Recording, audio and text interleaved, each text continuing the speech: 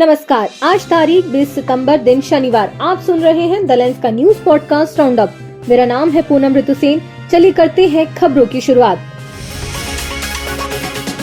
अमेरिकी राष्ट्रपति Donald Trump ने H-1B वीजा प्रोग्राम में बड़ा बदलाव करते हुए 21 सितंबर से हर आवेदन पर $1 लाख यानी करीबन 84 लाख रुपए की सालाना फीस लागू कर दी है, जो पहले की $1500 की फीस से 66 गुना ज्यादा है। ये नियम 12 महीने तक लागू रहेगा और 72% H-1B वीजा पाने वाले भारतीयों पर सबसे ज्यादा असर डालेगा, जो सालाना 85,000 वीजा में से 3 लाख से ज्यादा टेक जॉब्स के लिए जाते हैं। ट्रंप ने इसे राष्ट्रीय सुरक्षा के लिए जरूरी बताया। दावा किया कि IT फर्म्स इसका दुरुपयोग कर अमेरिकी नौकरियों को सस्ते विदेशी कर्मचारियों से बदल रही है, लेकिन इस फीस से लाखों भारतीय युवाओं का अमेरिका सपना अधर में लटक सकता है, जबकि IT कंपनियों का 10% तक मुनाफा प्रभावित होगा। पीएम नरेंद्र मोदी ने गुजरात के भावनगर से आज वर्चुअली मुंबई के इंदिरा डाक बेलार्ड पियर में बने देश के सबसे बड़े मुंबई इंटरनेशनल क्रूज टर्मिनल का उद्घाटन किया। 556 करोड़ रुपए की लागत से बना यह टर्मिनल समुद्र की लहरों जैसी छत के साथ भारत को वैश्विक क्रूज टूरिज्म हब बनाने का गेटवे है। केंद्रीय मंत्री सर्बानंद सोनोवाल ने कहा कि यह क्रूज भारत मिशन का हिस्सा है, जिसके तहत 21 सितंबर से क्रूज ऑपरेशंस शुरू होंगे।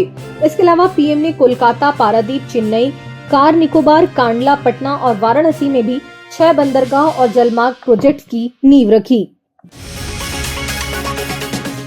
जम्मू कश्मीर लिबरेशन फ्रंट के प्रमुख यासीन मलिक ने 25 अगस्त को दिल्ली उच्च न्यायालय में हलफनामा दाखिल कर पूर्व पीएम अटल बिहारी वाजपेयी, मनमोहन सिंह, केंद्रीय मंत्रियों, IB अधिकारियों, RSS नेताओं और शंकराचार्यों के साथ कथित गुप्त मुलाकातों के दावे किए हैं।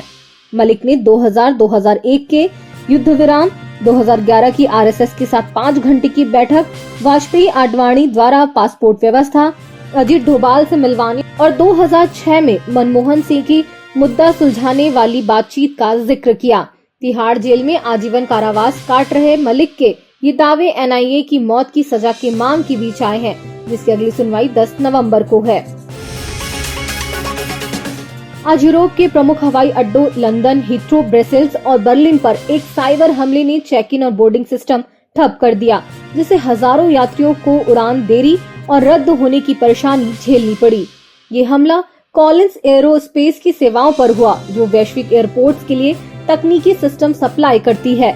हीथ्रो ने यात्रियों से फ्लाइट स्टेटस चेक करने की अपील की, जबकि ब्रसेल्स में मैनुअल चेक इन शुरू हुआ। बर्लिन ने भी तकनीकी दिक्कतों की पुष्टि की। पोलैंड ने कहा कि उनके हवाई अड्डे सुरक्षित हैं। कंपनी का कहना है कि समस्या जल्द सुलझाई जा रही है।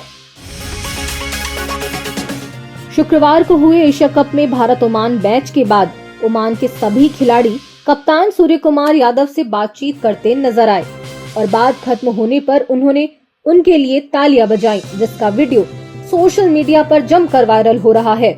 ओमान कप्तान जतिंदर सिंह ने BCCI से NCA में ट्रेनिंग, स्किल्स सुधार और रणजी T20 मैचों के लिए सपोर्ट भी मांगा है, ताकि वे भारत को अपना दूसरा घर बना सके। इधर छत्तीसगढ़ के दुर्ग जिले के कुम्हारी थाना क्षेत्र में पुलिस ने एक बड़ी कार्रवाई करते हुए महाराष्ट्र की 2 गाड़ियों से 6 करोड़ 60 लाख रुपए की नकदी जब्त की है। ये रकम रायपुर से सूरत, गुजरात ले जाई जा रही थी। पुलिस को सुबह गुप्त सूचना मिली थी, जिसके आधार पर वाहनों की तलाशी ली गई। तलाशी के दौरान भारी मात्रा में नकदी बरामद हुई, लेकिन गाड़ी में सवार 4 लोग इस राशि के बारे में कोई वैध दस्तावेज पेश नहीं कर सके। पुलिस ने तुरंत कार्रवाई शुरू कर दी। पुलिस ने इस मामले की जानकारी आयकर विभाग को भी दी है, ताकि आगे की जांच और कार्रवाई की जा सके।